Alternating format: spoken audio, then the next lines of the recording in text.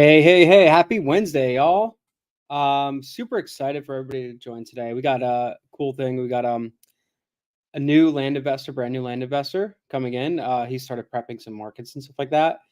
So we're gonna kind of go over his markets, kind of go over his pricing and all that stuff and kind of see where he's at, make sure he's doing the right thing. So he'll be in backstage and I'm going to bring him up in a few minutes. Before we kick off today's call, I just want to take a moment to take a moment to give credit where credit's due. First off, if you guys are looking to join the best community in land investing on the face of the earth, this community where I launched my own business, definitely check out landinvestor.co/apply. Now, based on the current demands, Sumner and the team have put together like a monthly enrollment cap of only 15 new members. So 15 new members are allowed to join per month. Spots are very limited. And last, of course, not least, Land Insights. This is how I pick my markets. This thing has been like filling up like crazy. If you haven't heard already, the tool's completely revolutionized the way we select markets. Frankly, it's allowed me to like shave dozens of hours and a lot of money off my market selection, and it's really helped us to like find hidden markets that we wouldn't normally find at all. So we call these like liquidity pools, and we find a lot of these markets through Land Insights. There is an upcoming launch, and there's only going to be 25 new seats available. The only people that are going to get on that are basically the people who hop into landinsights.co, and you go ahead and here, I'll show you, actually share my screen and show you that. You head in there and then you put your info in there, and then you could go ahead and get a free 7-figure market selection tool. So if you want to join the wait list, click that link and then go to that. All right, it's enough shilling. Let's get on to the show. Let me pull up a few things. Let me see if Aaron is here yet. Aaron, you here, man? Yeah, buddy. Aaron, what's up, man? How's it going? Good. So tell me a little bit about yourself and why I have you here. Yo, DQ, what's up, DQ, bro? How you doing, man? Tell people a little bit about yourself, why you're here, what you're doing, and all that, and then what we're here to do today. Sure. So I'm Aaron. I have been in the real estate game for about 3 years now. I've been wholesaling houses in like Cleveland, Midwest markets, and looking to make the change over to land now. So yeah, jumping in. Dennis has been a huge help, and yeah. Sick. So just to catch everybody up to speed. So far, Aaron actually, I don't know what it is about him, but he DM'd me and then it just like prompted me to just say like, dude, let's just hop on a call. The way he just presented himself, I don't know, I just saw him as different. So he messaged me, we hopped on a call, like kind of like booked it right away. Hopped on a call like super early in the morning. I think like 4:30 in the morning, which is like totally my speed. So we hopped on the call and then we just kind of went over a bunch of different markets. We picked some stuff. I pulled it all through. Actually, let me share this real quick. I pulled it all through Land Insights. Right here. This is what I was talking about. Land Insights. Hit the get started button. And once you do that, you'll put your email in there. And then from there, you'll get this. The 7-figure market selection tool. It's completely free. These two things are obviously paid programs. This is the 7-figure market selection tool, which you'll get just by putting your name on there. So we use that actually to pick some markets for Aaron. And then Aaron, what did you go off and do? You went and started pricing them and all that stuff? Yeah, so before I sent you the message, I had been doing like a disgusting amount of research on everything land. I joined one of the smaller communities. They've been cool, but there were certain things that I felt like were missing, and there wasn't enough explanation on choosing a market and pricing and everything like that. And I remember with wholesaling houses, my biggest issues that I was having was market selection.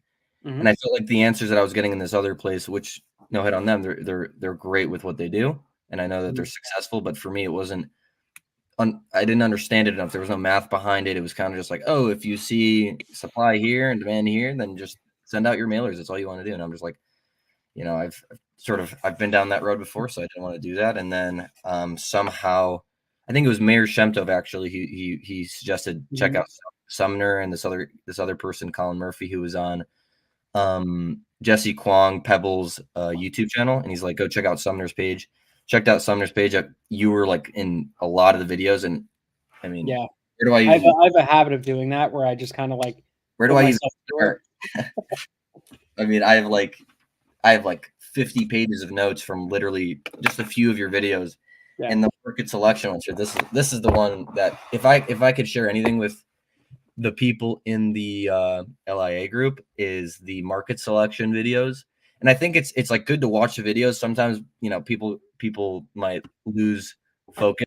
So what I did was I just put the step by steps, like the math behind 1 month sell-through rates, 3 month, 6 month, 1 year, math behind it, why it makes sense this way. And then I was like, I need to reach out to this guy just to say thank you, because I mean, he's giving this information out for free. I swear I was not looking for anything in return, just simply to say thank you. And I sent you the message. I think it was right before New Year's or something. I was like, thank you so much. Like you've been a huge help. And I was thinking like I'm gonna just end up in your spam box for the next 2 years. And then you responded literally a minute later, and then you're like, let's hop on a Zoom. And I remember I honestly like started screaming, and I was like, Come on, I'm nothing.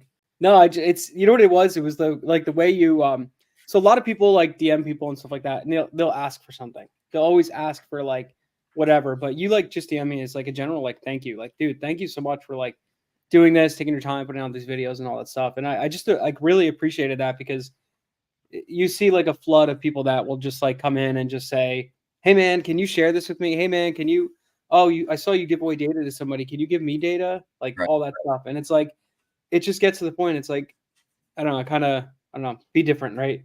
yeah, One of my favorite books, I don't know if you ever read it, but yeah, no. Yeah, exactly. 30 people are now emailing me to say thank you. There's more than that actually, because we're in 3 different spots. But yeah, totally. I'm gonna get 1,000 DMs. But which hey, I yeah, appreciate it. buddy. But yeah, check out the book, Steve Sims. I don't know if you ever heard of it. It's Go for Stupid or Blue Fishing. Blue Fishing was his first one. I'll take a look. Probably one of my favorite all-time books and one of my favorite all-time people. He talks about just doing the thing that other people aren't doing, right? So his whole thing is like, if there's somebody you want to reach out to, just like reach out to them. Like no hesitation, just do it. Yeah, And like go for stupid, ask for whatever. Like don't be an asshole, but like ask them a question or ask them, say, hey, like just thank them genuinely. Hey dude, I really appreciate all the content you do. Like the stuff you do has helped me influentially, like so much. Blah, blah, blah. Do that, because what that does is it puts you like, I'm not like say a pedestal, but it like puts you up there. Like people are like generally appreciative of that. for sure. So doing that really kind of makes you stand out. But For yeah, sure. so we hopped on a Zoom. We went over some market selection ideas, why we pick markets and all that stuff, and how we do it. Yeah. We looked at sell-through rates. We looked at days to. Did we look at days to pending, or we just No. looked at days to market? That's not. No, we didn't look at that. We just looked at days on market and 1, 3, 6 month, even 1 year sell through rates. And there was one more thing we looked at. I mean, I've watched the Zoom 700 times at this point, but like, but I don't remember. I don't remember going through that one. No. Yeah.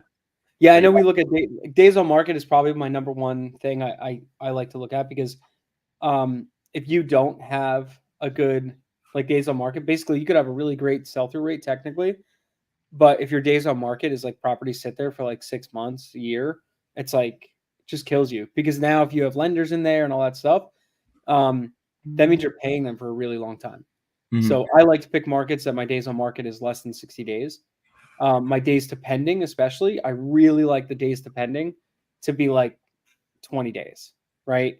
Or less average. So if I'm looking at like all the pending, like I could show you real quick what Well, it says here from what I wrote, so you can go down to 6. Oh, well, are you considering what you're saying the same thing as sold 6 month? No, totally different. So let's say So what I do is I'll look at this. I'll go to like Redfin or whatever you want to use. Let's say, let me just pick a county. I'll just pick anything. Pick county. Pick county, North Carolina.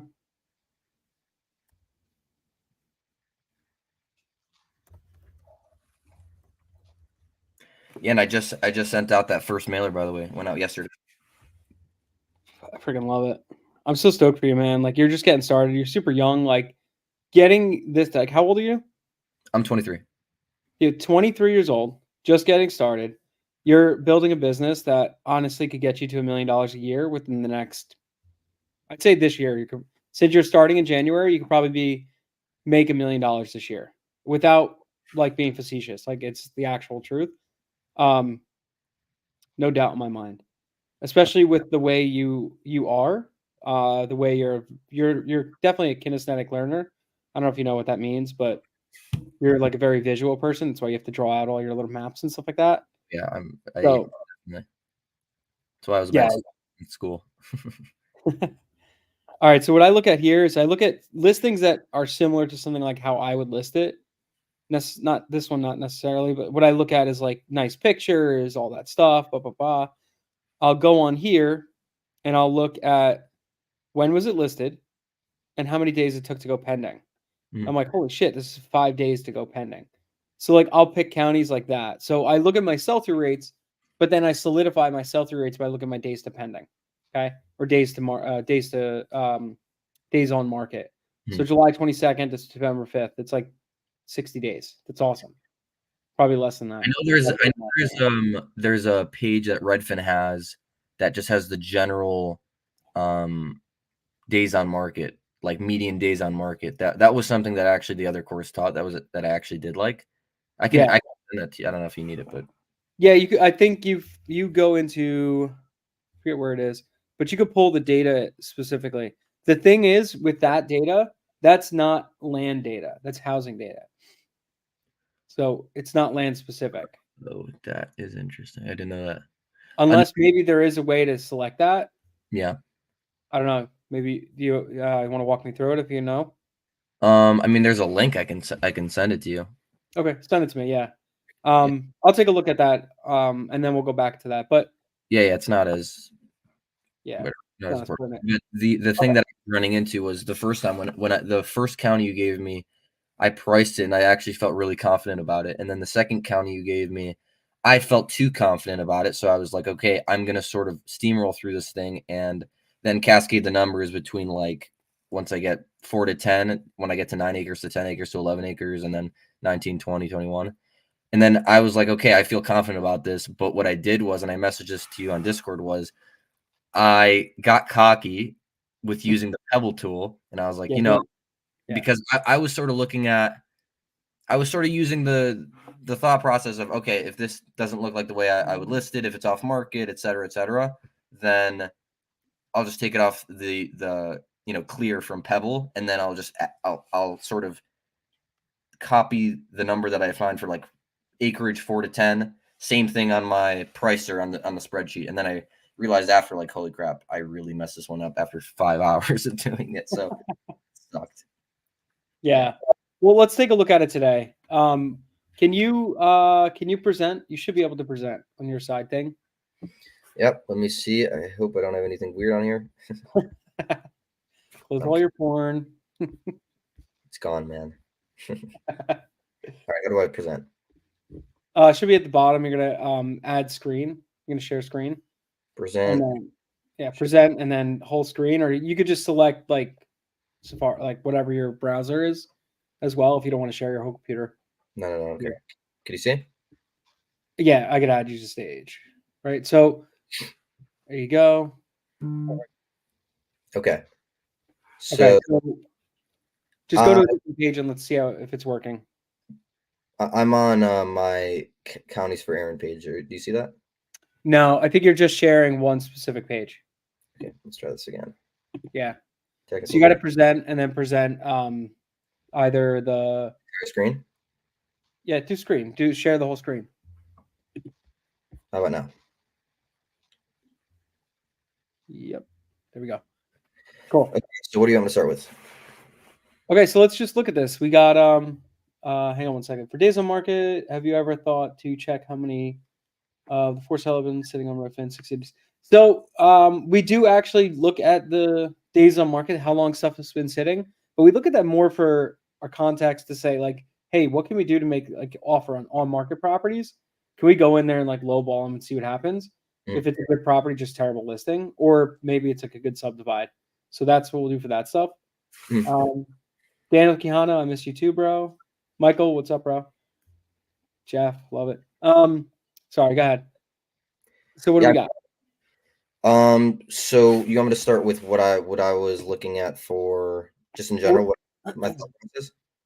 Yeah, so let's look at real quick. Let's go on the other one that you did, the first one, Okay, the one gotcha. that we already both double checked and you mailed, right? Let's just talk about that real quick. Why you mailed it, why you think it was good, all that stuff.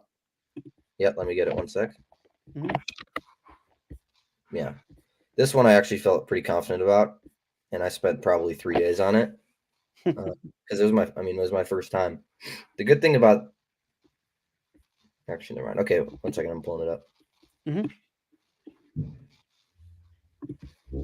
But yeah, going back to the saying thing, I think it's a lot of this is what I told you when we first met, literally at that time at 4 a.m. I think Mhm. there's like there's a list of people for me that I would say helped me along the way in the last 3 years that totally did not need to, and they're like, you and a few others are at the top, and I'm like, Appreciate that. once I get there, I'm definitely I'm paying them back. So We're gonna find ways to work together too. That's my ultimate payback, and also just like paying it forward. I see you all the time now, like dropping all your notes and stuff like that inside Discord. Dude, mm, that's awesome. Like I appreciate that. Michael Orange is what he's doing too. Like he every week he's been sending me like synopsis of the calls, and mm, I add that into like YouTube bios and stuff like that, and it's super appreciative. Like stuff like that. We actually hired 2 people off of our YouTube channel, like people who came here. I ended up hiring 2 people off that. One's acquisitions and one is she does deep prospecting. That's Jackie and Bob Wargo. Both of them are awesome. We had our team meeting last night, and you just never know who you're gonna meet and find and like all this stuff. It's pretty cool. yeah, it's been. I mean, it's been amazing so far. I've had a blast, and it's only been like a couple of weeks, really. Yeah, I think you messaged me like December 23rd and December 26th. We were on a call together. Yeah, I was So that was nuts. Okay, so you want me to go through my okay, thoughts? so this is a market. Yeah, just super quick. Let's get so this is a market we picked. We went through, we looked at everything. We're like, all right, the demand here is really great. Um, all that stuff. I gave you all my sheets, my SOPs, and all that stuff, so you could prep it, do Right. your thing, right? Um, so you have all that. So you went through, you prepped it, and then you sent it back to me. I double checked it, and I was like, yeah, pricing looks great. So, what made you stand out? Like, why did you think like the pricing was good on this? The reason that the pricing looked good was because the whole explanation in the SOPs was once you clear the churches and the Mm-hmm. counties stuff going through the 5 through 60, um, you pretty much are the how I did it was the video that you had over here. This one I've watched this one a billion times. Look, I'm like even being annoying and I can't even look at myself. It's annoying. um, but yeah, I've probably gone through this 150 times, literally, just Mm-hmm. especially when I priced this county, Aiken, because I was like, I'm too new to this to just breeze by it. So every little thing, probably every minute I rewatched it. Mm-hmm. They asked a bunch of good questions, so I went back on those. And then when you were explaining cascading the numbers, that made a lot of sense to me too. But just to start, when you go to sold data and you run the numbers, something that you said, which I wasn't able to do because there were just so much data, and I felt like I was still in a good spot, was you said for a range, let's say for example, 4 acres to 10 acres, you're going to want to have 5 examples. If we look here, There's a I lot more than 5. have a lot more than 5. Which is good. More data is better than no data, right? Right. having a lot of data means you're going to have a better average or mean. So yeah, I think it's fine. I just say you want to have like a minimum of like 5, Right. right? Because if you have no data, then it's hard to really judge what it's going to go for. And this is something that you said in that video. You said the difference between this and just the general real estate game is with this, you're going to be doing a lot more work on the front end, which is like 75-25. And I Yep, like it a lot me too.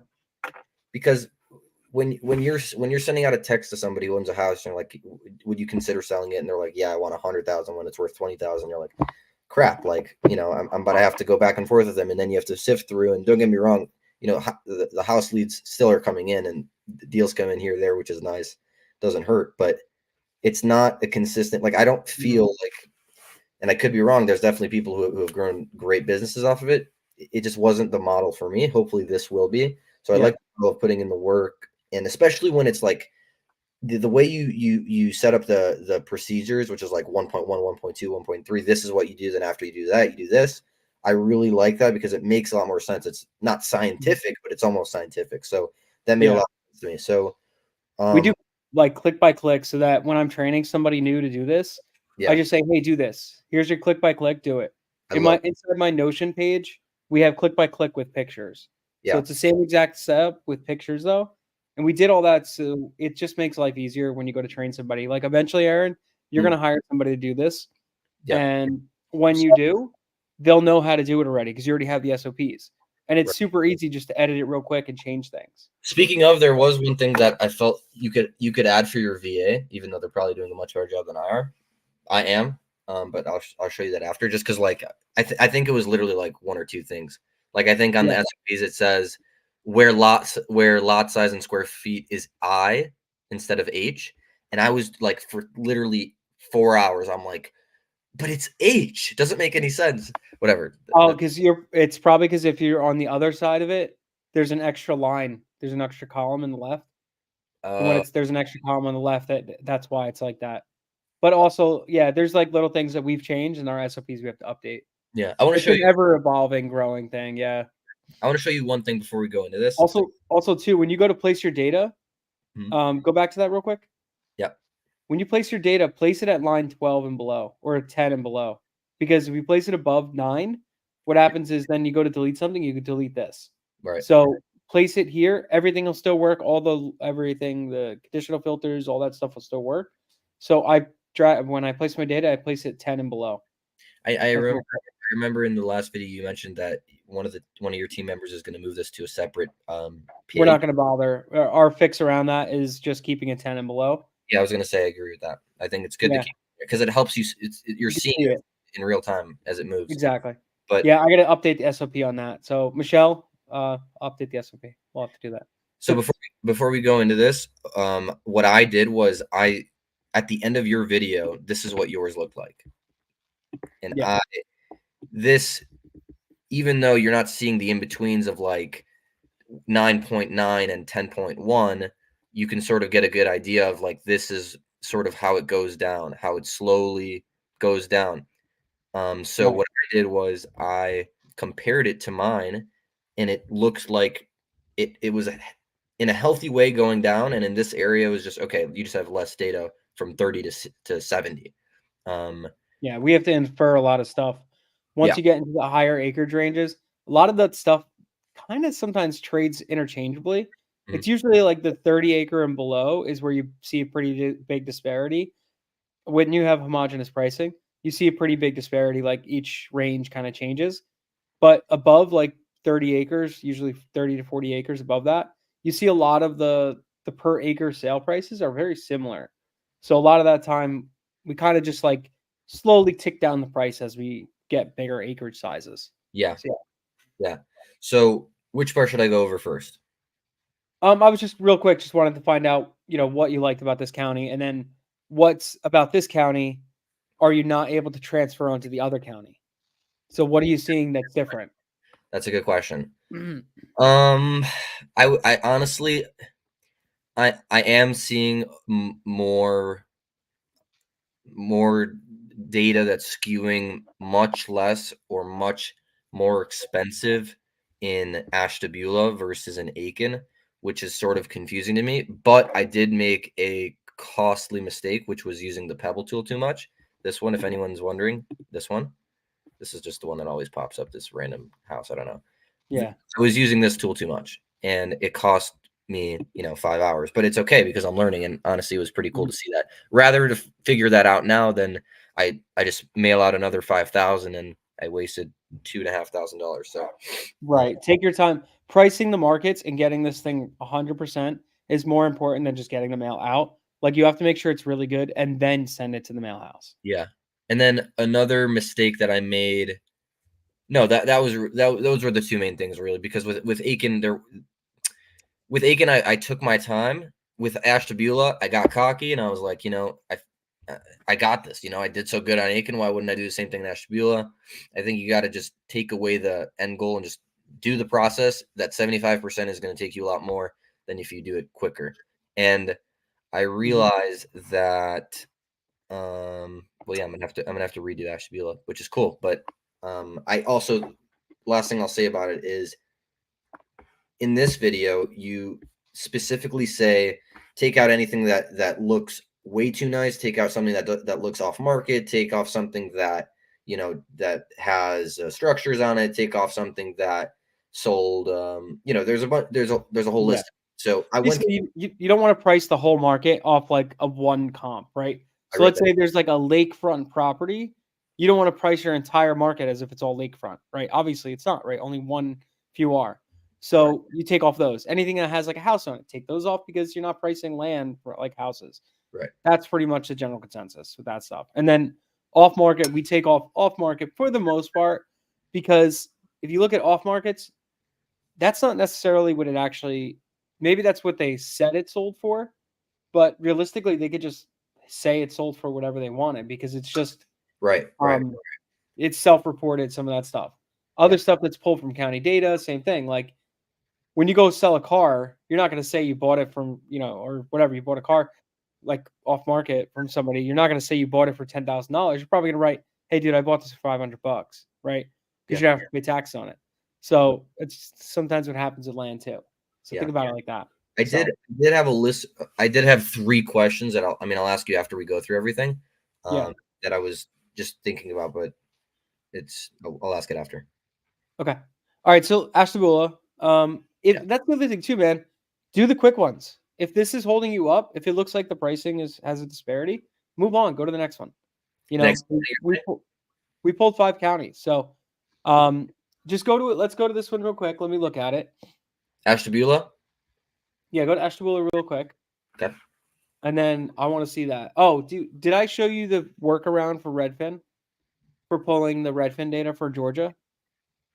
Oh no, you didn't. Okay, good. I'll show you that I'll show you that today. Cool. It's a little bit of a weird workaround, but you got to do it. So That's fine. No. yeah, It's I have fine. it. I have an SOP for it. I'll send that to you. Actually, I think it's in my SOPs I sent you. But so same thing. Drop your data below line whatever that is, line 12. Yeah. Going forward, I should have told you that. It's another thing I have to change the SOPs. And then this doesn't look like it's sorted by the acreage size. See how up here on the top you have some 6s, 12s, and all that stuff. Yeah. Well, that's for some reason that also happened when I did Aiken, which was really weird. It sorts it from 10 below, which was really confusing. Okay. And I don't know why this one starts at 12, but same thing happened here. Yeah, I think it might be the whole point where that's why. Because I locked out these things 2 Right. to 11. I locked those out. So you Right. can't edit them. Okay. So what happens when you go to sort, it doesn't move those because they're not locked, they're locked out. So you got to start dropping the data below like 12 or 10 or whatever it is so that it'll stay there. So not a big deal, but just another thing. I mean, honestly, if I'm going back, I'm erasing this entire thing and going 100%. I would do the same thing. Yeah. I would do the same exact thing. It's usually what I do because if I messed up, if I forgot to put my backstops in and I priced out a whole entire market, I'll check some stuff to make sure if it looks like really good. But for the most part, I'm going to usually just delete the whole thing and restart. The cost for me to restart is worth it. You know what I mean? I totally agree. So, let's do the Georgia one real quick. Actually, do one of the Okay. Georgia ones. I'll help you. I'll walk you through that. Ashtabula should be pretty easy. There are some ones that are on the water there, so that's going to be a little bit different for you. Mhm. Yeah, pick Carroll County. Okay, let's go through Carroll. I was like, oh my god, it's gone. All right, here we go. I'll just name this Carroll.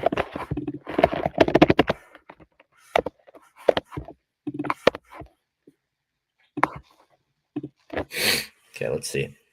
And then you want me to go to Carroll County.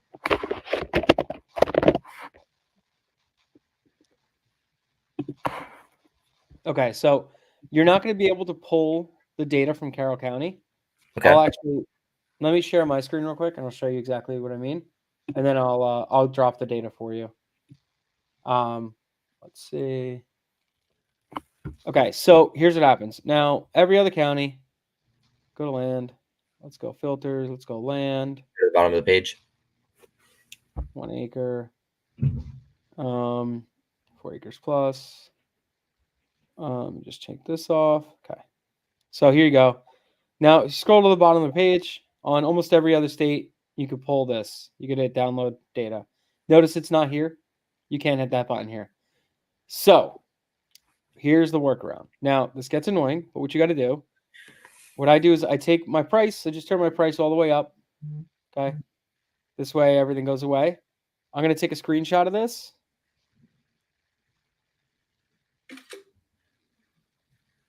And I'm going to just add this to photos. Add the photos. Okay. I'm going to open that back up in a minute. Now, what I'm going to do, I'm going to go to a different state. Okay. I'm going to go right here. And I'm just going to go like this, right? So I could do it anywhere else, but I can't do it in there. So what I got to do, I got to like, oh, stupid thing. So I got to just select something like this. Okay. Take off that. Now, here you go. I pulled all this stuff. Now, what I got to do, I'm going to pull up that picture. Nice. It's my wife's cookie business. Looks fire. Oh, they're good. They're amazing. All right. So now what I got to do is I got to draw that So you got to become an artist a little bit. a little bit. Yep. So you got to like, here, let me do this. I went to left, I went to right. So what I got to do now is kind of draw this out. All right.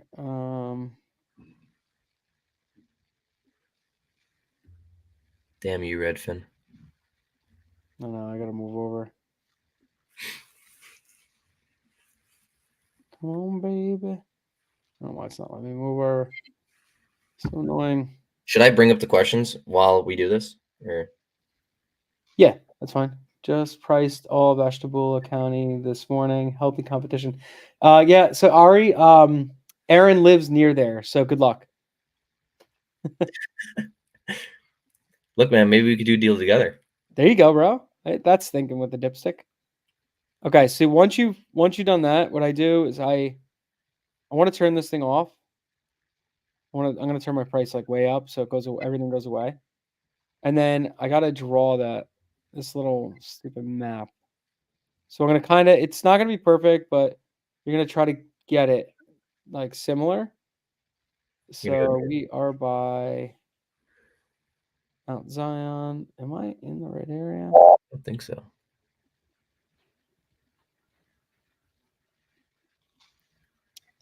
Where is it?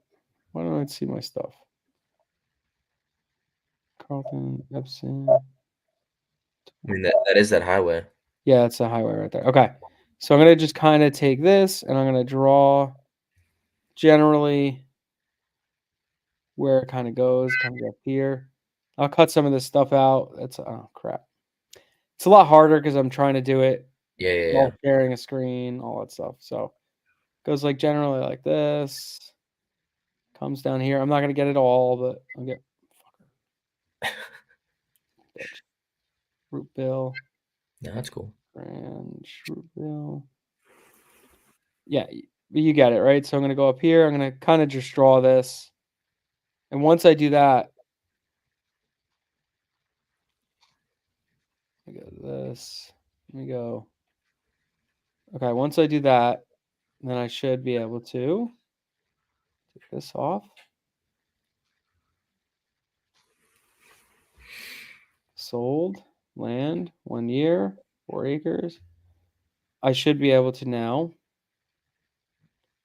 pull this. It's some weird little glitch, but basically you have to search another county. Gotcha. I didn't do it right. Okay. I can go back and do it. It's fine. But Yeah, I could do it now. I'm just gonna go. What county is this? Talladega. so I had 3 questions. Go ahead, go for it. More like a 1 and a 1.1, and then a 2. Yeah, go ahead. And I kind of read these on a whim, so they're going to sound dumb, but you'll get the point.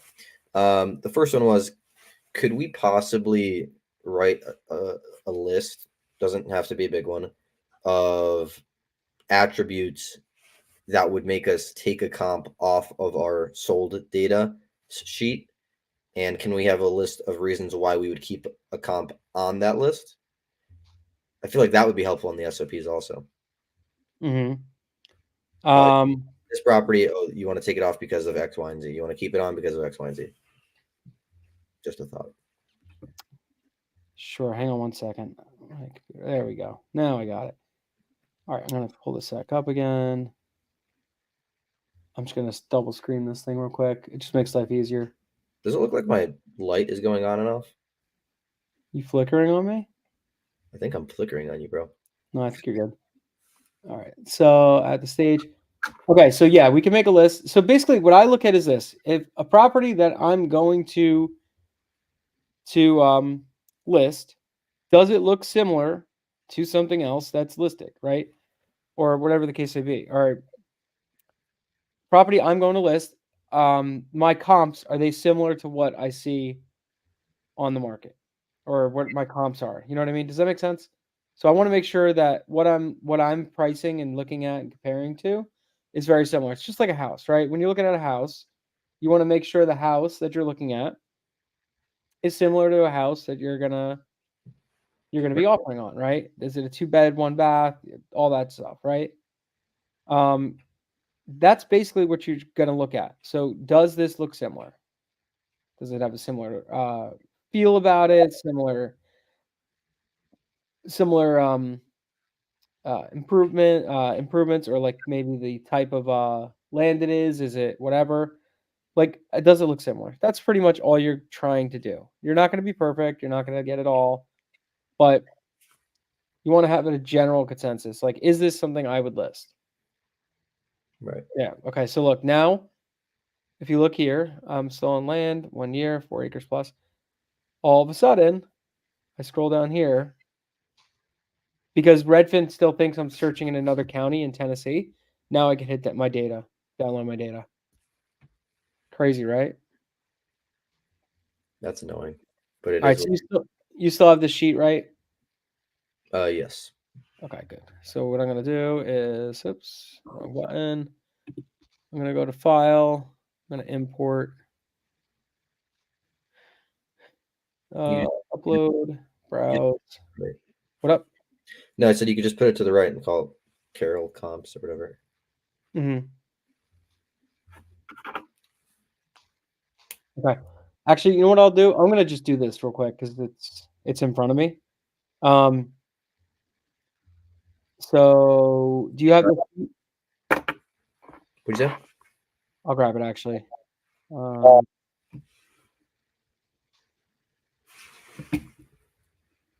am I looking for? SOPs? No, I'm help rep.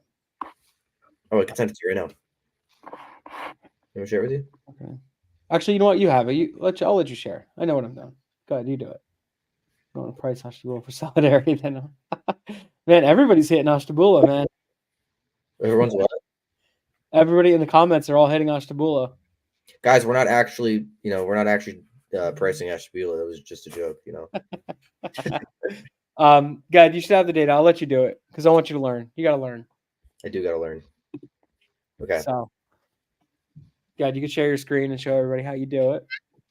here we go. Bang, bang, bang. Alrighty, where are we at? You said I just sent you the list. You should have it. this is it, no? Yeah, it should be at the end. Did I give it to you? Yeah, right. This is the. It should be in sheet 7 on the thing. Got it. Got you. We're here. We're here and we're there. Guys, don't press Carol. Thanks. Appreciate you. Yeah, guys, I know it's one of those things though. Like, I put all my counties that I'm doing out here, so it's like, what can you do? You want me to go on SOPs or no? You don't have to go by one. You know what you're doing, unless you want to. It's always helpful. Okay, yeah, you can do that. So copy that, put the data in there, and then yeah. So what I do, I'll delete those delete. Should I go back? Just put them in. What's that? Red sauce. No, you did all that stuff already, right? You did all the. You moved all the raw data over there, 5 to 60 and all that stuff. Not from Carol. I didn't. I could do it right now though. Okay, let's just go on pricing first, and then you go back and do that stuff later. Pricing is the main focus today. Where we at? And then there's one more thing. Go to sold data, delete later. No, that's price taker. Sold data, delete later. Bottom all the way to the right. Yep, that one. Mm-hmm. Copy the Redfin data right in there. Okay. Come on. Okay, now just select property address or address all the way to price. Yeah, this is why I wanted to look at the copy and then go to sold data and delete all that.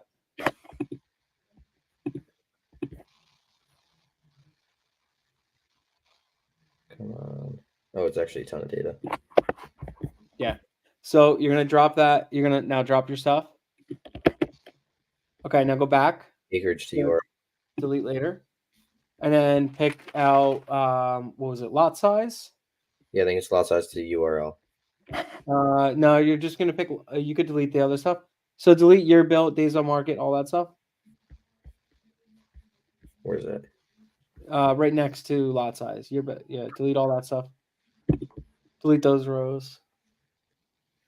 And then delete status, next home. Delete those 2. 3. Yep. Okay, now select your lot size and your URL.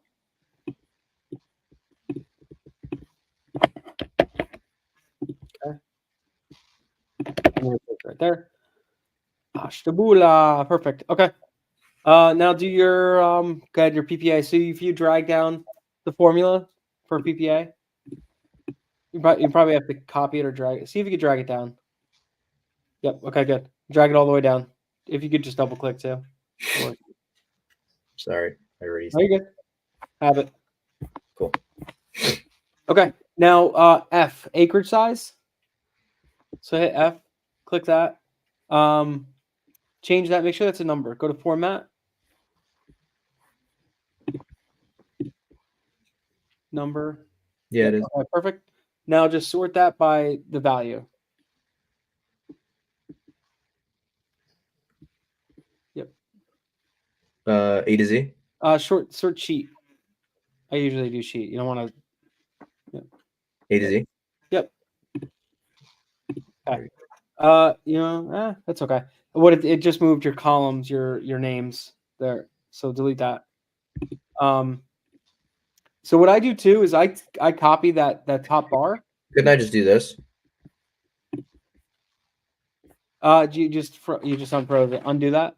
Oh shit! I just realized. Yeah, you just unfroze all that stuff. So what you do, it's okay. You don't have to worry about it.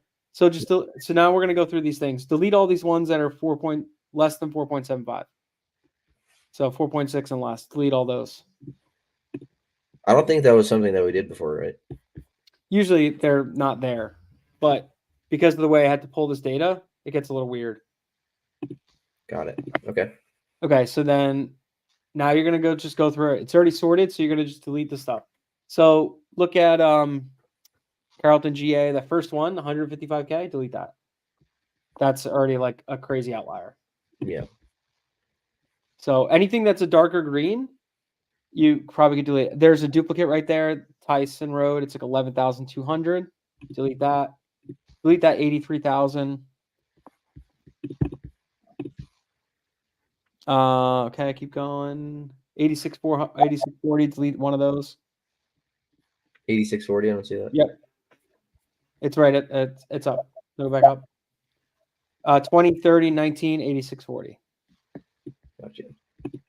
You could just delete one of them because you still want to keep the comp in there. Just it's a duplicate, so I just get rid of them. Mhm. 19 Cruise Road truck. One of those Cruise Road ones, the 19,000. Delete one of those. The one you're right on. Yeah, delete one of those. Okay. Delete the $42,000 one. That's high. We're basically taking out the high highs and the low lows. So if you Top see up. anything like 5,000, maybe come up with a number that like anything below this number, I'm going to delete like 5,000 or whatever the case may be. Delete those 41,000s. They're high. The 80,000, that's high.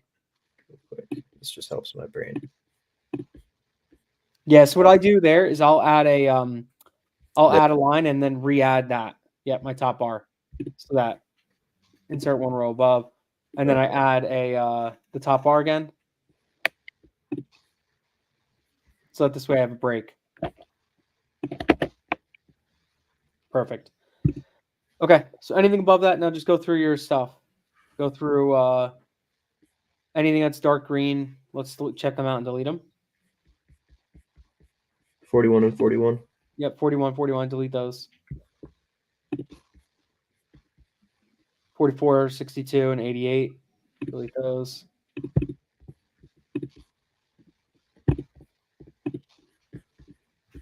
All right.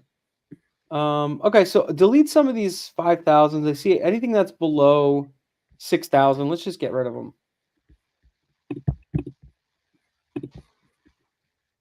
I'm doing that because I took a bunch of the high ones off. Let's take some of the low ones off. Mhm. This way you're getting like the middle of the road. Okay, cool. What are we looking like average wise? We're at there's a 12,539.19. It's a duplicate.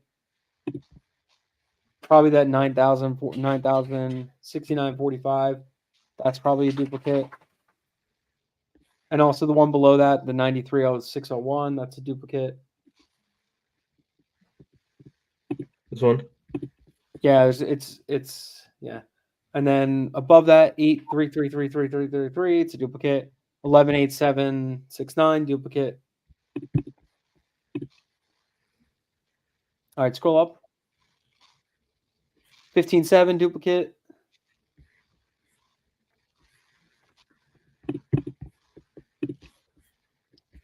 Wunderbar. Okay, cool. Now where are we at? We're at 13,518. Now here's what I'm going to start doing. You deleted a lot of the bottoms, a lot of the tops. Now start looking at some of these properties. You could really go in fine tooth comb and check out these properties and see like what they're listed at and all that stuff. Were they listed like a traditional listing or were they listed, whatever, were they just added from the MLS, whatever the case may be. But let's start looking at some of the high ones and some of the low ones and just seeing what's going on. My goal here is just to see if everything's trading relatively the same. So anything that's like above like 20,000, let's look at them real quick. Okay, so let's start with the first one that's above 20,000. Yep. Why did this thing sell for $22,000 per acre? Basically what we're looking at. Okay. Scroll down. 50. Huh. Okay. 50 plus acres. That's weird. Yeah, what? Okay, go down. Scroll down more. This looks like it was public records. Delete it.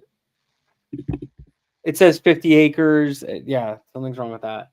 Look at the 20 and the 30 right there. Let's look at both of those.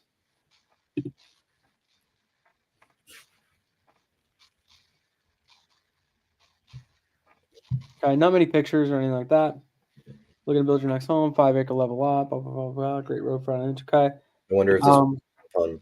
Well, this is it. Well, this is it. Well, they have a well on the property. I knew it. Well, yeah. All right. So this one took a little bit. Actually, not too long to go pending. 30 months. some odd days. It's not terrible. So they were priced relatively right. They were a little high, but they accepted a lower offer. So not a terrible listing. I'd probably keep it in. It's doesn't say it was off market, any of that stuff. Not many pictures or anything like that. Mhm. But keep it. Why not? Sometimes it's good to keep a few high ones in there to keep yourself in check. Right. Yeah, I did that well with Aiken, I think. Yeah. Okay, so they drew the parcel line out. Maybe they have a couple pictures in here. I don't know. 5 acres.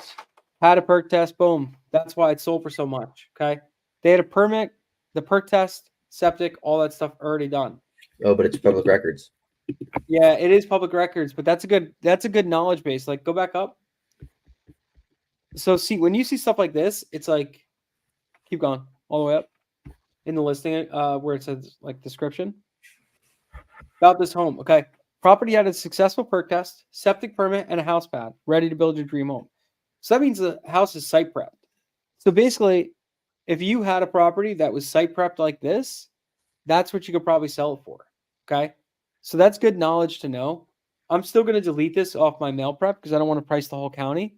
But like in the back of your head, know like, hey, there's a comp here that shows to me like if I spend $650 and get a perk test done and then kind of just get everything ready to go, I could probably sell it for instead of 15,000 an acre, maybe 30,000 an acre. It just tells you like I could probably make more money on these types of properties. So just keep that in the back of your head. Like that's kind of like an indicator. So you could delete that just because it was whatever. But let's check that 29,000.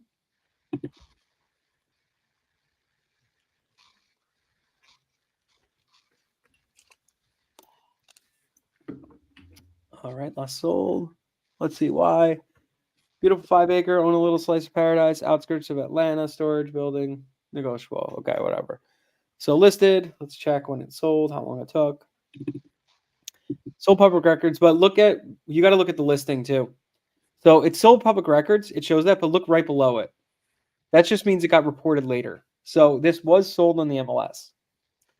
Okay, so when it originally got listed on September 14th, it went pending in 5 days.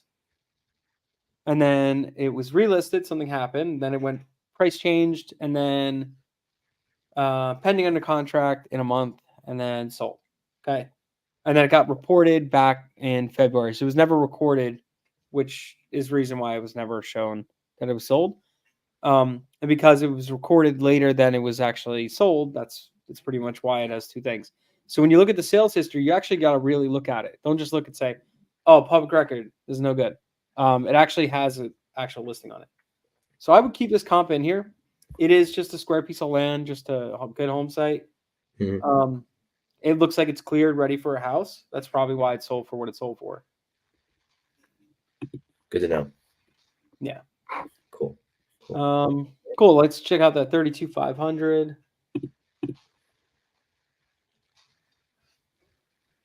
Whenever one of your VAs is pricing a county, Mhm. one as dirt road. Yeah.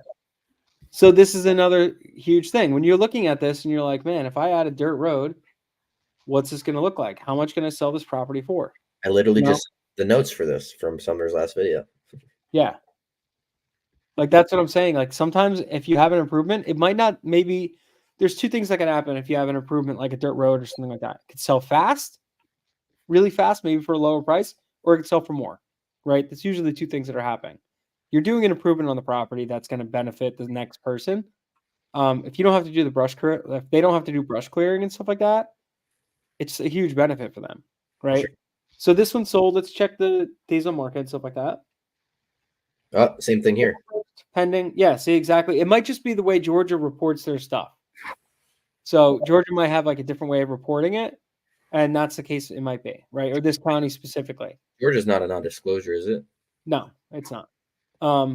So April 1st, it went pending in 10 days, and it sold in 24 days, which is awesome.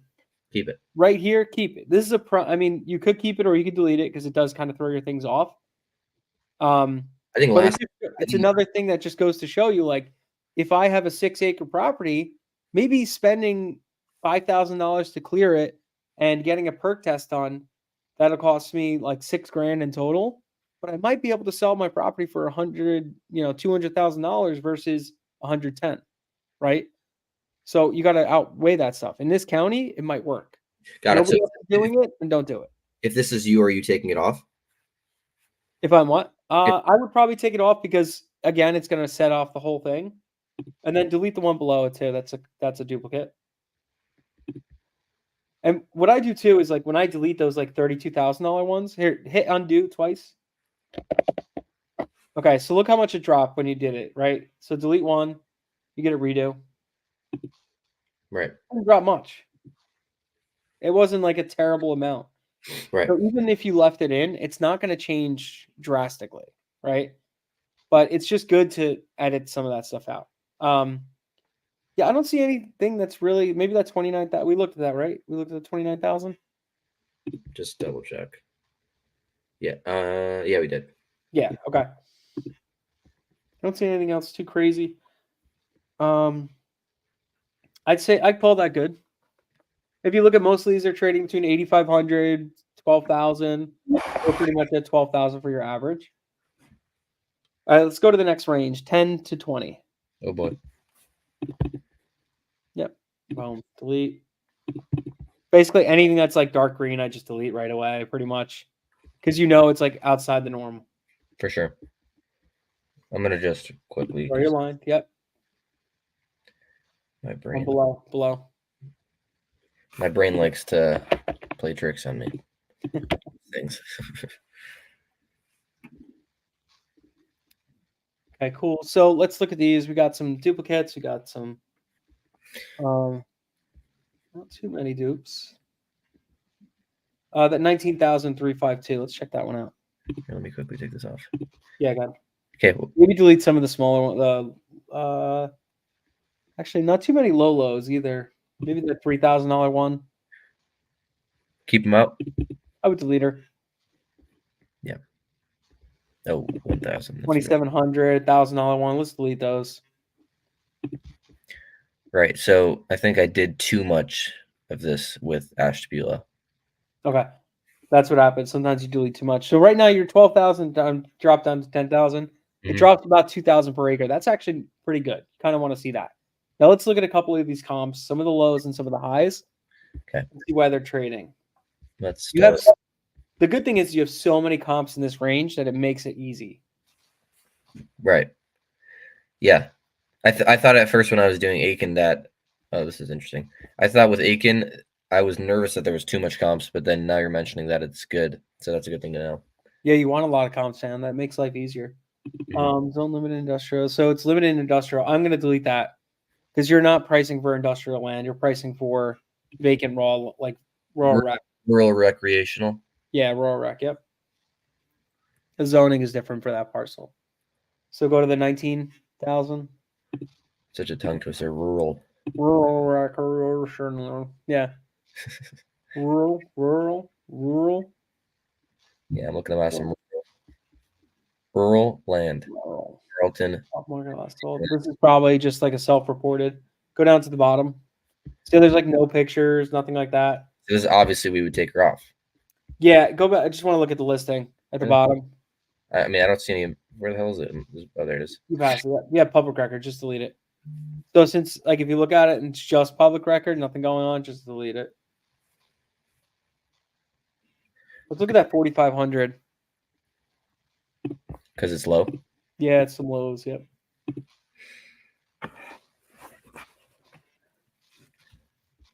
Oh boy. This is public record, probably. For sure. 110%. Yeah, delete that. Listing. Oh, actually, listing. They failed listing. Yep. Is it crazy to, like, I mean, since I'm a one-man show right now, it's not crazy for me to go through each and every single link, even though it's kind of is a little bit crazy to go through every link. My question is, when I get to the point to hire somebody out, should I make them check every single link? It's your business. It's your idea, right? I look at it like I'm a very broad strokes kind of guy. Yeah. And just getting the mail out is more important than making it absolutely 100% perfect. Yeah. Look, we're trying to get an average of the area. Mhm. And by like you see it, like if you delete that 3,900, right? Look at that one. If you delete that, your price is not going to change much. Do we want to Right. I mean, let's do it. It's low. Delete it. 1048, 10478. It barely changed. So it's not really going to affect anything. 10478, 10650. Not going to change much. And then once you delete like a high one, it'll balance out. So it's really not a big disparity. So I actually think that looks pretty good. 10 to 19, you drop by 2K. That's Mhm. pretty good. So let's go down to the next one. And no, it's not crazy to look at every single range. You could, I mean, every property. You could totally do that. Look at every one, see what you got going on. I feel like it's It's not going to take you a terrible amount of time. look at this jump. Yeah. Okay, so here's what I would do here. I'm going to just keep the 20s and 20 and 39s together. Oh, 20 and 40s together. I'll price the whole thing together because there's not many comps, right? There's a few, but not many. oh, So, shoot. Yeah, there's really not a lot. yeah. So you said 20 to 40? Yeah, like 20 to 40. Put them, kind of lump them together a little bit. I guess, you know what? There's a lot in the 20 to 30 range, so let's keep it. Yeah, 20 to 30 is not too bad. Yeah, That's 30, I think it's the 30 to 50 range that we probably have to join together. okay, so that's a new trick. I haven't thought about that. Yeah. That's terrible. Okay, so you got some 21s, some 20s. You're at 9866 already, so it's not terrible. I'd say probably take off 21. anything above. Let's look at the 20s and the 21s. Let's look at them. You're probably gonna end up just deleting them. I'm gonna say most likely like house or industrial, one of the two, or it's in a town. Rule. Well, Bang, look at bang. that. Douglas County's most gorgeous properties. Yeah, delete that. Someone's pricing this with us as we go. I'm telling you, I feel it. 110%, man. They're doing a good job with this. Yeah, somebody's pulling the data right now. That, Okay. this House guy. on it. Yeah, delete it. It's sold public record and it's got a house on it. Okay. 8,900. Pretty close. Maybe go a little bit more. See what else we got. Should we take the? Let's look at the 16. There's a $16,000 one. There's a bunch of duplicates there too. 8,400, 67.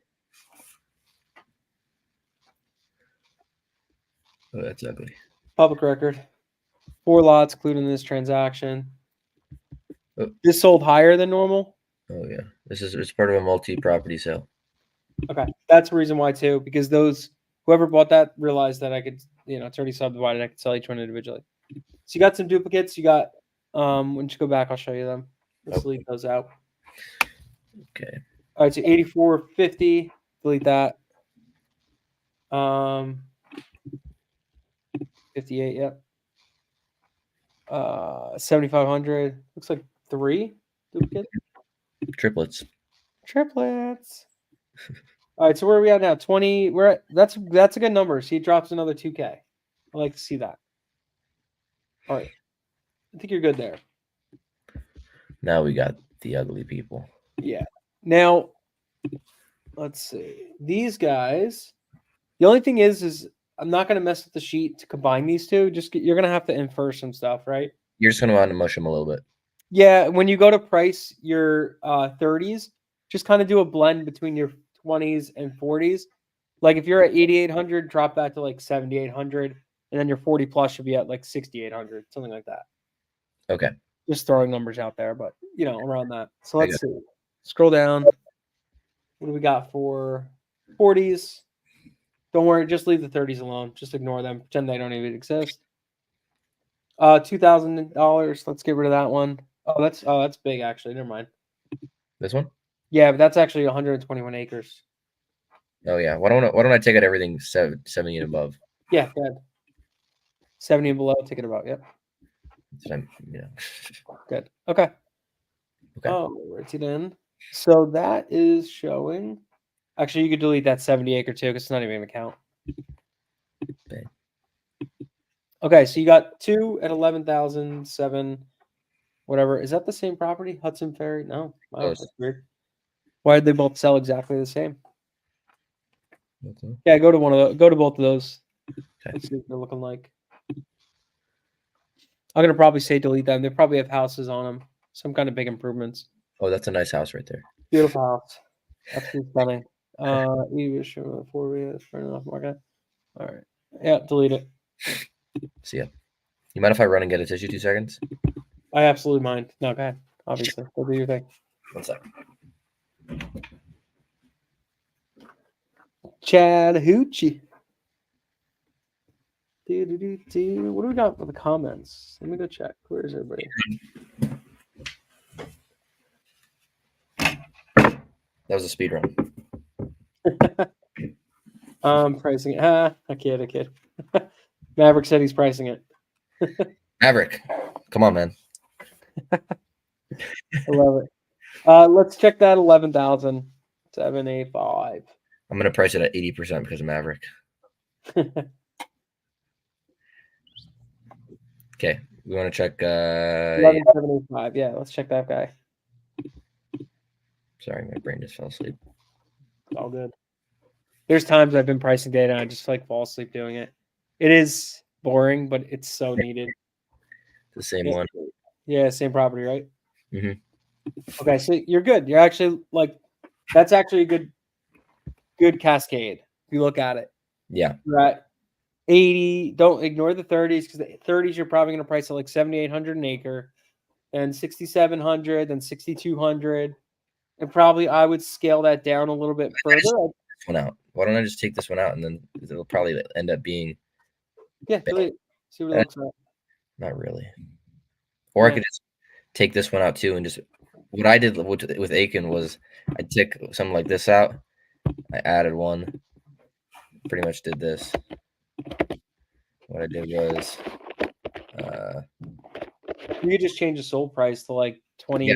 27,000, whatever. do we want it to go lower? Go higher, I'd say. So let's go. Nope. 85,000. Damn, bro. Come on, Aaron. What are you selling? I was really betting on doing that one, right? Look cool. All right, that's good. So now when you go to you'll be able to do this later because you didn't do this stuff yet. Yeah. But I think that looks pretty good. Now, once you actually overlay this and go through your pricing, I think you'll actually get pretty damn close in that area. And once you start comping it and stuff like that, you'll see it's going to be pretty close. So Now- this looks really good, actually. Awesome. Now I can actually use the pebble thing instead of getting lazy and doing it the whole time.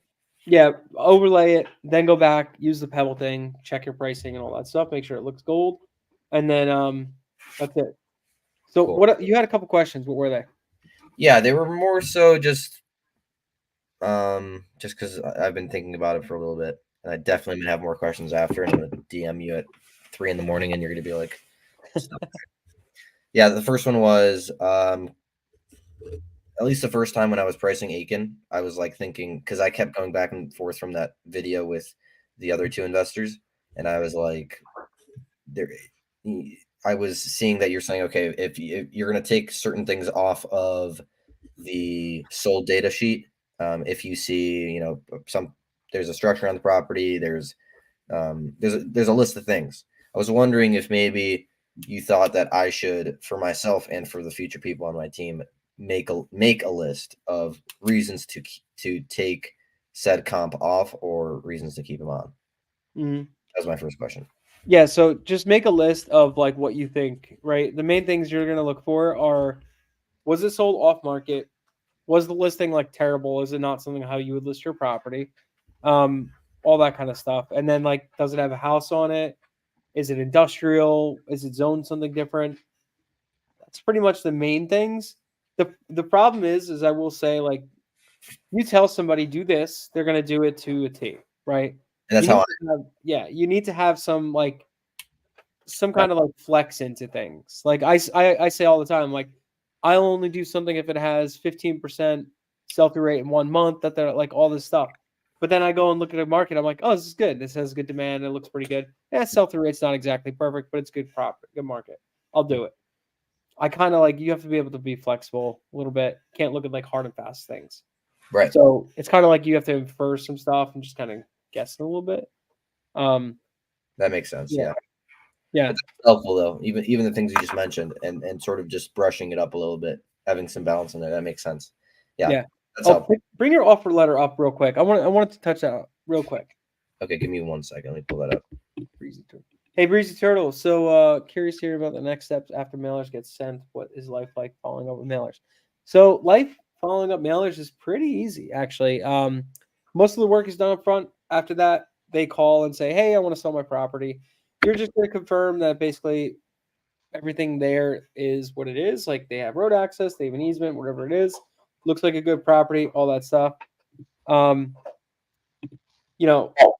you do that, that's when you basically just lock the contract up. I've done a few live seller calls on here. YouTube kind of yelled at us. They said we can't do that anymore. So Really? I don't know why. I don't know why. Everybody does it. All the wholesalers do it. Everybody does it, and theirs is way more predatory. Yeah, why can't I do it? Yeah. Why am I getting yelled at? They don't like your beer for some reason. That's probably what it is. I don't know. Maybe. Could be. It's possible. That's my reason for me. They get mad at me that I can't grow full one. Right. You'll get there one day. You're still young. Videos, man. Maverick says, all kidding aside, you're a smart kid, Aaron. You are a step ahead at a very young age at 23. Great stuff. Good job, man. Love Appreciate it. All right, so let's look at this. So your offer letter right here. There was a couple things I wanted you to change. Have you considered selling a family-run business and look out for vacant land all across? Right now, we're gearing up for some new acquisitions. And in state, your property seems like a perfect fit for what we're after. Why would choose to partner with us? I want you to take off why choose to partner with us. You're not partnering with them. You're buying from them, right? If you were doing like a seller finance or something like that, then I would say partner. But you're not. You're doing whatever. So get rid of that and I would say like, why would you sell to us? Something like that. Why would you work with us? Whatever. Pay all cash and we agree. What we agree on, Paran goes into your pocket. Goes to your pocket. Yeah, that was a little bit of a. Yeah, what we pay all cash and what we agree upon, and the price we agree on. So let's see, the price we agree on goes into your pocket. And the price, I would say we pay all cash and the price we agree on all goes. The price, I don't know. The price we agree on goes into your pocket, something like that. No annoying commission fees. We could close fast, 10 to 15 days. If title is clean, back taxes, non-clear title, liens, no problem. I would clean that up too. Back taxes, title issues, liens, no problem.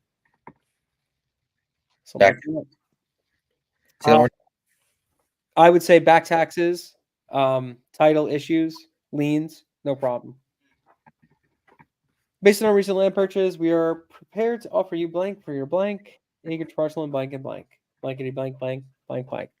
Talk to Rocket Print and Mail. They should be able to give you the free color upgrade. If you can, add some pops of color. What's that? Kelly wouldn't let me. Why not? Extra 2 cents? That's too much money.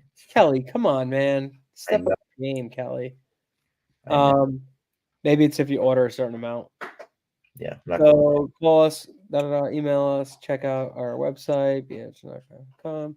If you'd like to move forward with your offer, you can email us a copy of signed purchase agreement to Aaron or mail it to the signed purchase agreement. Blah, blah, blah. Sincerely, Aaron Waxman. Okay, cool.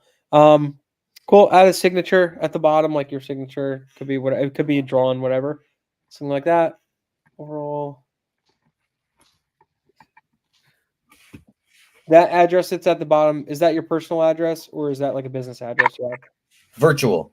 Perfect. Good job. Thanks. Have you ever considered? Yeah, I think that's pretty good. Family run. I've noticed too. Some people have better success saying, family run. Some people have better success saying we're. I do have a family. Yeah. But some people also say like they have a better success being like professional, saying like they're investors. I don't know, but I prefer the family run thing. I don't know. It just comes across as like you're not calling like, Yeah. Whatever. So Yeah. Not the IRS. Exactly. So yeah, all in all, looks good. I would just change those few things. Cool. And then Sweet. this is the purchase agreement. Okay. And then how do I stop sharing? Cool. We're good. And then my last thing was, even though it doesn't matter, just some light touches was on my website. The guy finally finished it, and I mean it looks nice, but there's just a lot of word vomit all over, and I hate word vomit. I like when people are straight to the point. So the one thing that I'm gonna the vast majority of it easy to fix. The one thing I don't know how to fix, and this is something that I think I mentioned to somebody else, which is the about us section. I want to come off genuine because I really am genuine. I don't want to screw anybody over, but at the same time, there might be sort of a thought like, "Oh, this guy's 23. Why would I sell to this guy?" So I was thinking, I don't know. Yeah, what do you think? I wouldn't worry about your age. There's young people doing things all the time. I wouldn't worry about age. What you could do is like you could put like family owned business, put a picture of your whole family. Right now they don't know who Aaron Waxman is. They could just be like, you know what I mean? Like it could be your dad. They don't know. You know what I mean? So stuff like that, that's always good. Like for me, obviously, I put myself, my wife, kids, things like that on mine. Actually, I think it's just me on there because I usually don't put my kids on many things. But Yeah. Oh, another thing, check spelling on stuff. Run that through like a spell check or something like that. Oh, gotcha. Leans was actually misspelled. It was Leans. Diende said it's Liens, not Leins. Do that. I don't pick shit like that up, so yeah, that happens. I hope. It's fourth bullet. Yeah, it's easy change. Yeah. It's okay. You're not going to lose a deal over leans versus leans. The thing is, you got to remember, people. One, not to talk crap about the people we're mailing to, but the people we're mailing to are typically Arturo. Oh, what's up, bro? See, man, I don't know. You gotta have like your name on there, Arturo. I just finally figured out how to see the comments. This whole time I'm waiting for you to read them. Yeah. Yeah, you can put them right. I could do this too. Ready? So here, could show it. See, it's Cool. leans on the letter.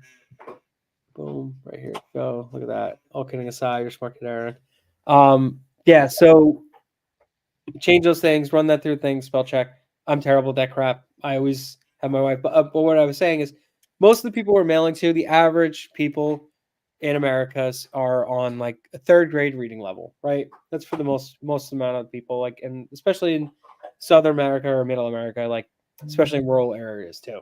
So most people are not going to pick that stuff up. But another thing I want you to think about when you are mailing to them and talking to them and explaining things to them, think about your stuff as if it's on a third grade reading level.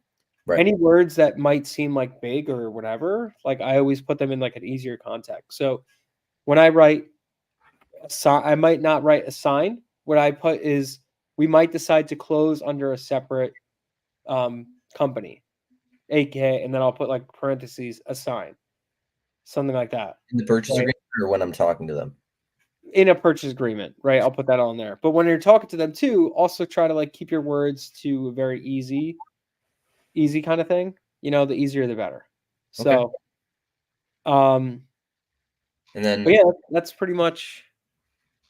I wanted to ask you, because this is something that's been a little bit on my mind, because technically coming from the wholesale real estate, I hate even saying it, just sounds so dumb. I'm sorry. I did the same thing, man. I've wholesaled houses for like 13 years. So yeah, I bet you feel the same way. Yeah. What is the difference between what we are doing with land, which is purchasing it, flipping it, versus somebody who, and I'm seeing a lot of people on YouTube, Facebook groups, saying that they wholesale land. What is the difference between what they're doing and what we're doing? Is it the same thing, or are we just saying it differently?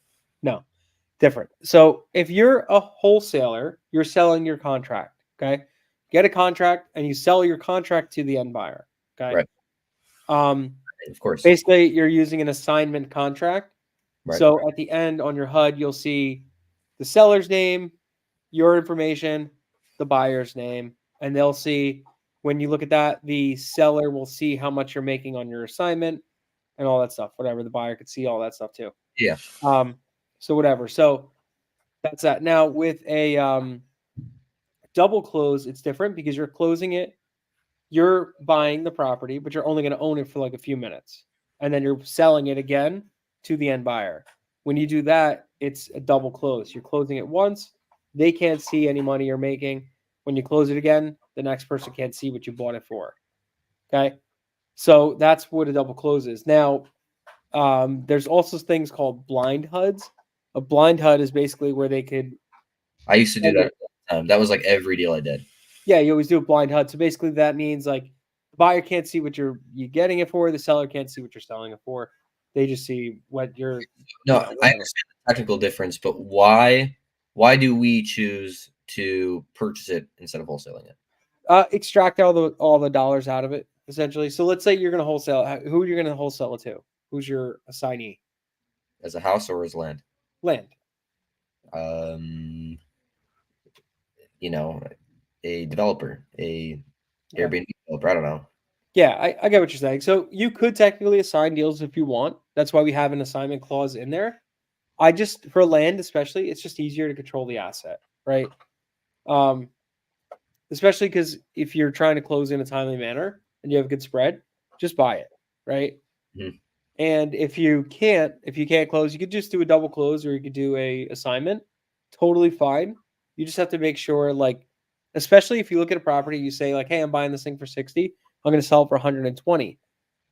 That's a pretty big assignment. They're going to Absolutely. be pretty pissed at that. You know Yeah. what I mean?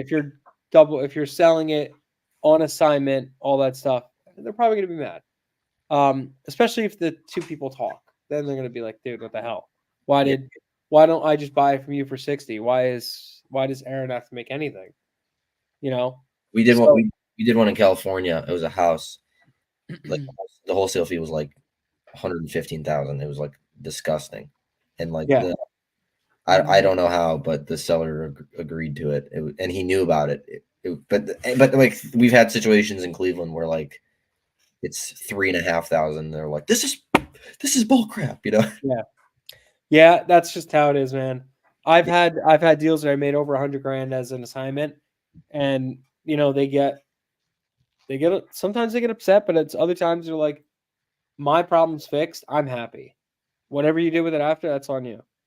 For the most part. For And sure. I usually have that upfront conversation too. Mhm. Like I let them know, like, "Hey, look, at this point, like I'm going to be assigning this deal. Maybe I might make $1 million. I don't know. Depends on Right. what the other person buys for, right?" And they laugh it off. But then when I go and get a check for 100K, they're like, "What the hell? Check for 100 grand. This guy wasn't lying." But yeah, no, that comes up.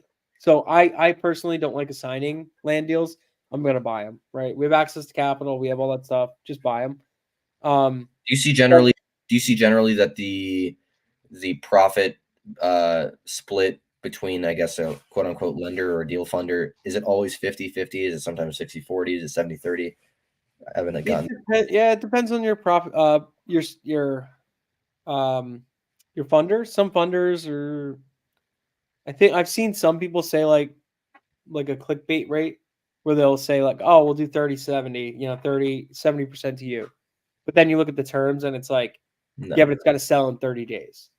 And it's like, that's not going to happen. Let's be realistic, right? So it's like a click one. And then, it goes all the way up to 50% the next month, right? Yeah. So I don't use funders. I have private lenders I use. Oh, right. You told me last time. Yeah. Yeah. So because I've been doing real estate for so long, I just basically have really good pool of private lenders. I pay my private lenders 10 points. So whether I hold their capital for 30 days, a day, or 4 months, they're getting 10 points no matter what. And then at 121 days, that'll bump up a little bit. They go to 12 points and then up to 14 points. So that's my typical raises. Right. And You ever get nervous if something doesn't sell? What's that? You ever get nervous? I mean, I know I asked you this last time we met, and your answer was it's never happened. But you ever get nervous something will never sell? I mean, realistically, yeah, it could happen, but I'll just buy out the lender and I'll sit on it myself. That's pretty much it. Yeah, we have other deals flowing. So if my lender's in it for 70,000, I'll just take profit from another deal, buy the lender out, and I'll sit on it. Right. or replace the lender.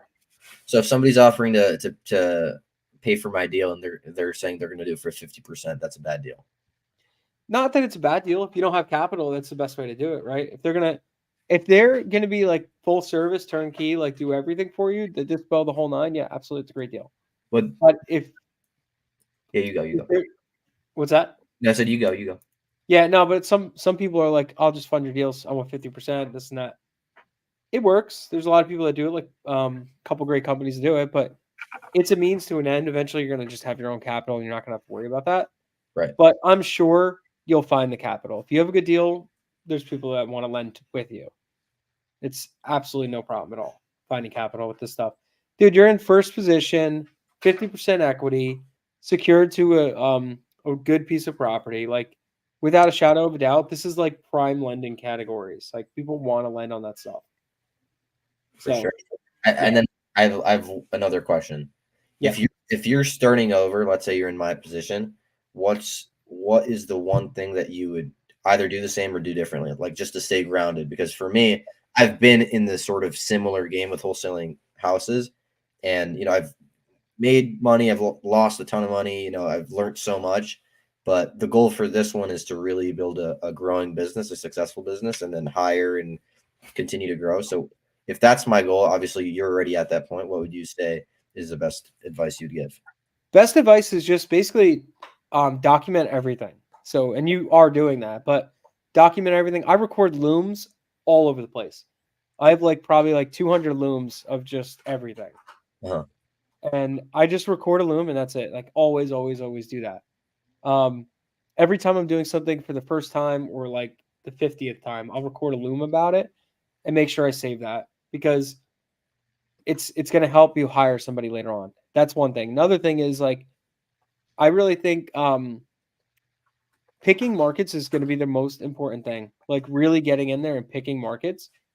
If you mess up on one market, that could be a huge setback, right? We messed up on a market back in November. Right. And we mailed this thing. We are still getting freaking calls from this thing. Oh my and we're God. like, I don't want a single lead. Like, I just want to take all that back. Yeah. Like we're turning down all these deals. It's terrible because they're not deals. We totally messed up. We even lowballed some of these people, but they're so bad. Like I had somebody, we offered like 35,000. And then I emailed her back. I said, yeah, unfortunately we missed the mark here. And we can only be at 10,000. And she said yes. And I'm like, I don't even want it at 10,000. I don't even want it. Yeah. Like I was like, well, now what do I do? So I had to, tell her no, like, hey, we're not going to do this thing at all. It just sucks. Like that's that, but it is what it is. So like you're going to have that. So make sure you're like picking your markets, picking really good markets and checking the days on market, things like that. Super important. The demand is number one. Go with the demand over everything else. I mean, I remember you obviously very specifically emphasized on the sell-through rates, which is 15%, 50%, 75%. But the on-market stuff, is there a specific parameter you would look at that you'd say you want to see, and saying, okay, this is why I would choose this market, or this is why? I like to see markets like days on market, days depending. I really want to see days on market. I mean, all right, let's think about this logical sense. If I'm borrowing private capital and I want to turn their money 3 to 4 times a year, that's four. So call 4 times a year. That's every 90 days. I want to be able to put them into another deal. So my lenders would make 40% on their money in a year, right? That's what I preferably would like to do. Put them in a deal every quarter. So that means I have to sell properties in 90 days. Okay. So why would I go to a market when my average days on market is like 250 days if I want to turn it at 90? Okay. So you just got to think logically, right? So I'm going to look at properties that are similar listing style as I would list it and similar type properties. And then I really want to make sure that their days on market is like 90 days or less, right? Maybe 120 days on less average or something like that, but really like 90 days or less, 60 days or less is better. And then I really look at I track days to pending because pending is really important. Pending shows it was priced right. It was a great property, all that stuff. Sometimes it takes a longer time to actually get to closing, and it's not necessarily the property's fault. the fault there is the lender or this or that. There's a lot of other little implications that can happen. So That makes a lot of sense. yeah. So that's what I like. I would say definitely those two things. And dude, I just started this business, my land business this year. Like I'm just learning this stuff. You know, How long have you been in it again? You said I've started land this past year, 2023. what month? We started in like kind of like January, but we really didn't get it going until like June. That's when it actually started hitting. But the way you're going, you're already going to be like way ahead. You know. So I hope so. I'm such a like critic of myself, and especially after sort of how bittersweet I mean, look, the houses are still coming in here there, which is great. It's not consistent. I don't love the business, and I feel like because you're actually purchasing the land, it's also a much cleaner business. I like it. Much cleaner. And also there's my grandfather always tells me and my dad also, like, you want to look at things for in a long-term perspective, and wholesaling houses is just, it's not a long-term thing. I think this also, I feel like the people that I've met so far in a very short span, like yourself, I mean, it's just like another level of genuineness. On the wholesale side, you're kind of like, when you're JVing with somebody else, they're trying to squeeze every single penny out of a $3,000 spread, and you're kind of just like, dude, this is just like, come on, man, let's get it to the finish line. But everybody I've met so far here is like reaching out to me. Thanks so much for your notes, and it's been really a genuine community so far. I don't know if that's just a Leah thing, but I think it's I think it's a Leah thing, to be honest with you. Leah is just different. It really is. Getting in Leah and everybody in there, everybody's like, nobody's pulling up the ladder when they get up, right? Everybody's, passing down the rope and pulling each other up. That's just how we are here. yeah, That's what I love about it. And I noticed that stuff right away. And I'm like, yeah, dude, this group is different. And that's one of the reasons why I was like, I need to be a part of this. I need to coach inside there and just be doing this stuff. Yeah. Because it's just different, man. It's just different here. So I want to help. Look, with God's help, I hope I'm really successful with this. And I like you said to me when we first met, I was like, why the hell would you even offer me this? Why would you answer me this? And you were like, well, look, I mean, I'm thinking that in your head, you're like, okay, Sumner did this for me. I'm going to do this for you and other people. Just give it. And then you said to me, do it for the next person. So I'm like, in my head, I'm like, people are reaching out to me. I'm saying, look, if there's anything I could do to help, please let me know. Even though I don't have a lot of experience, and but I'm people like my notes, so that's cool. But everything else, dude, even Sumner, I was talking to him today. He was like, dude, Aaron's like, he's just built different. You could tell, like, already, like the way you have your notes, everything lined up, like you're just a different type of personality, and that's what's going to cause you to have great success. Is like taking that. And like we talked about, man, like this business is great, right? It's a business you could build. You could build a repeatable system that could generate income for you for a long time. But it's all the other legs of this business that you could do afterwards, right? You get into subdivides, you could get into selling paper lots, you could get into like a whole slew of different things, right? Yeah. It's also going to teach you a foundation to build a business. And then you could go on and build whatever other archetype business you want to do, right? So for me, like, there's a reason why I left houses and went all into land. Yeah. Like, I really see this business. I'm like, man, this is crazy. Like the stuff you could do with land, nobody's touching it. And it's like, what's going on? So that's why I really went into it. And then I met a guy in Tennessee. We were looking at buying this 120 unit hotel in Tennessee. Wow. So I'd flown out there and I was talking to the guy. It was like a $7 million purchase.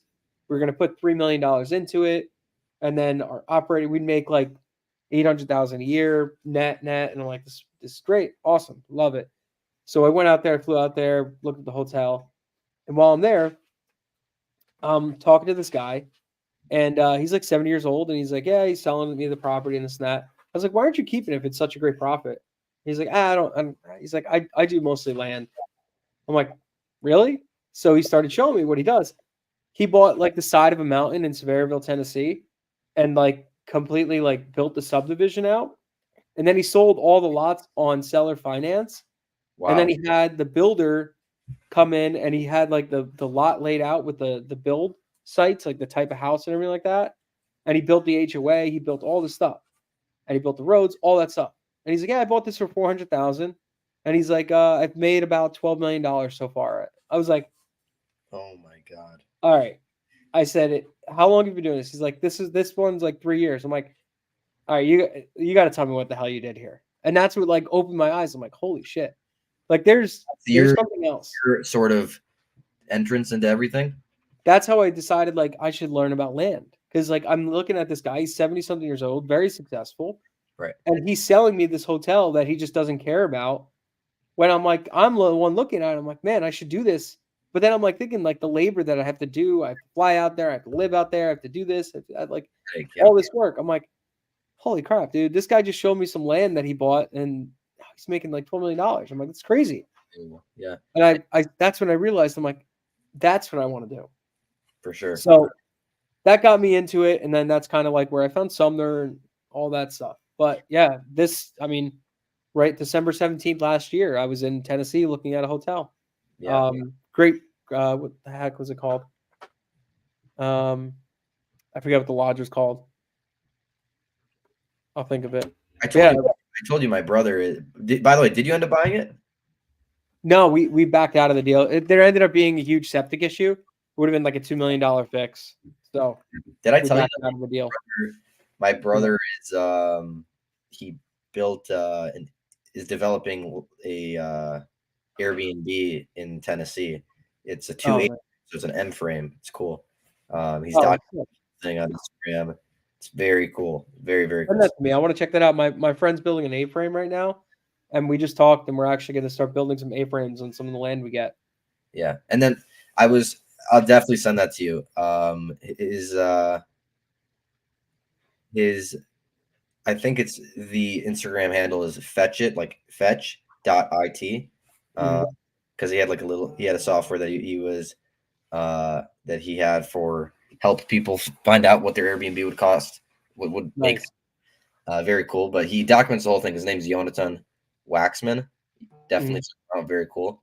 But yeah, I mean, look, for me, I want to obviously first have a consistent growing business, and then I really genuinely want to help people. Like I want to pay for someone's wedding. I want to literally pay for someone's, like I want to do that stuff. Like you're saying, I work with people like you. Like I was talking to literally everybody about it. I'm like, this shit is different, honestly, and in a really good way. So yeah, it's been amazing. I really hope Aiken goes well and all the other counties, and I hope so too, man. Yeah, they're gonna go well. That's the thing. They're gonna work out. And that the one thing I'm gonna tell you too, you have to send volume out. Like just sending like 1,000 pieces out is not gonna get you anywhere. You really need to get some volume out there. So the quicker you could get out like 10,000 pieces, the better. Right? Not saying like just go blast it out just for shits and giggles, but like the quicker you could do that. The reason why I say that is you're gonna focus on only the good deals and not focus on just every deal. Because there's gonna be a lot of crap, a lot of time wasting deals that you're gonna get that come in that you're going to be like, why did I waste all these hours on this deal? And it's because you didn't have enough lead flow, right?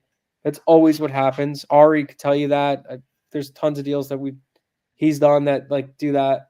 Coles, like the bunch of the guys like inside Leah, they still do it to this day. And it's like, if you don't have enough leads, you start pandering and just try to make stuff work. So getting enough leads is going to help you kind of get over that hump. Right. Because it's like just like wholesaling anything, man, but it's volume. Once you get a bunch of leads coming in, there's going to be a couple standout ones that are good, right? With Aiken, there was 3,700 records.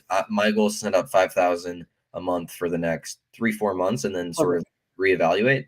That's a perfect goal. That's absolutely perfect because you have a plan, right? Some people are just like, I'm going to send 5,000 out, but there's no plan involved.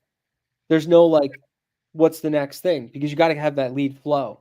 I want to show you one more thing if I can. Yeah. If I'm able to. Where the hell? Yeah, it's be the last thing I'm going to run. Yeah, I know. This is like. Yeah. So Mike, what's up, Mike V? Mike is an awesome guy too. He came out. He drove like I think it was like 3 hours to come to a meetup I was doing, and he came out and he's trying to get into land too. So I'm actually going to work with him, to get all that stuff out. So Mike, I'm excited to work with you, man. Here is, if this is loading. So I want to go into, tell me if you can see my screen. Not yet. This one will be quick, but I just want to sort of show you. I haven't updated this in a minute because how I sort of do it is I write everything down on paper, and then once I've like read it 1,000 times, that's when I put it into my Notion. But this is sort of my I have the goals, stay humble, first 4 months, sending out 20,000 mailers, 5,000 per month. The initial 4 months yield success with secured deals. We plan to evaluate, set it up to 10,000 or 15,000. Then action plan. This is different now. I have to change this, but January, did I purchase data tree records? Obviously, you helped me out with that, which is incredible. Yeah. So all this stuff, and then I'm glad you're using Pat Live and stuff like that because that's going to just change your business as well. I'm actually using Reception 24/7, but I don't really any type of answering service doesn't matter. Pat Live answering service. Yeah, I want to show you this. So SOP for land investing. That's not real. That was like when I first started. So I have my softwares, videos, and podcasts. Like when I was going really into it, for example, like look how many. These are all my notes I have from everything. If like for example, like the Mayor Shemtov podcast, I recommend everybody going back and watching this from the Ari Tipster show. Like it's really. I didn't know he was on there. I got to check that one out. It's great. I mean, I'm like psycho when it comes to like the notes that I took of it, but yeah, I think it's helped. You saw the one with me and him, right? No, I didn't know you were. Oh, you're saying the one with you and Mary? Yeah, I saw it. Yeah. I sent him a picture of it after. Nice. But yeah, I have to. Did it stop sharing? Stop sharing, right? Yeah, you're good. Yeah, but I found that over analyzing, not over analyzing, but over documenting, like you're saying, has been really helpful to me. I don't know. I'm sort of antsy at this point, like to get everything out. I know that with Kelly, she said that I got to get the next list into her in order to get the first 5,000 out. So that's another thing. Yeah. So I'm gonna send her a Carol once it's done. Okay. Yeah. Price that out. It shouldn't take you too long. Pricing is done. That's the hardest part. Now it's just a matter of pre-selecting your data, like going through your data, sorting all that stuff out. Yeah. And then once you do that, stack the list, send it out. Boom. Done. Hell yeah. I'm excited. Cool, yeah. Man. And then just so you know too, response rates and all that stuff. So if you're sending 5,000 out a month, let's look at this. So 5,000 a month. 5,000 a month. You should get a half a percent response rate. It should be about 25 leads that come in. That's also the people that tell you to screw off and all that stuff, right? Right. So you should get about 5,000 a month is going to get you 25 leads. And then I'd say 5,000 a month, you should get one deal a month, realistically, at least. Could be like the first month you get 0 deals, the next month you get 2. That happens. Sometimes you'll send 2,000 letters to a county and get 5 deals. And then you'll send 20,000 letters, get 0 deals. Right. That also happens. So it's kind of just how it is. We've noticed when we're sending bulk without a lot of follow-up, just your first initial run, you're probably going to get 1 deal out of every 4,000 pieces of mail you send. And then as you're doing more follow-up and everything like that, your KPI is going to go down, right? You could get that KPI probably to 2,500 pieces to a deal with more follow-up and all that stuff. But yeah, for the most part, that's what we see, especially in your first run. So I think you'll do good. I think with 5,000, 25 leads, I think you'll probably at least see 1 contract go out and all that. Let me see, not right now, but send me your contract and stuff like that. I want to review your contract. Yeah. And make sure you got the right stuff in there. Because there's certain like things you got to have in there for. I do, but I'll send it to you. Yeah, for like double closes and all that stuff. Cool. So, I'll definitely send it to you. Yeah. Awesome. Dude, this is awesome. So I'm excited for you. Just keep sharing your notes, helping everybody out inside the community. Make sure you stay active inside Leah. It's appreciated, man. Like if you could answer anybody's questions, do it. Like that's always helpful. Yeah. If it looks like, just like definitely help people out. That's the main thing. Always. Yeah, of course. I'm definitely gonna keep it moving. I'm gonna probably up it even. So we appreciate it, man. Yeah, cool. Well, dude, this like went way over today, so I appreciate it. It's awesome. No, it's good. It's a good thing. I'm perfectly fine with going over. You'll see inside Leah, like when we do our coaching calls and stuff, they're relegated for an hour, and like we usually are typically 2-3 hours on them every single time. So yeah, it's awesome. That's just normal. Yeah, I'll message you over Discord with some stuff. So I really appreciate this. This was really awesome. Yeah, man. Appreciate you coming to hang out. So Good luck. Keep us posted. Make sure you pop back in here. I'll probably bring you back on again another time, and we'll talk about some of your leads and stuff like that came in. Let's do it. We'll break them down. Cool. Thanks, Aaron. Peace out. Later. All right, guys. Appreciate it. Hope you guys got some value out of today. Talk about pricing and how we do it. Same time next week. See you there.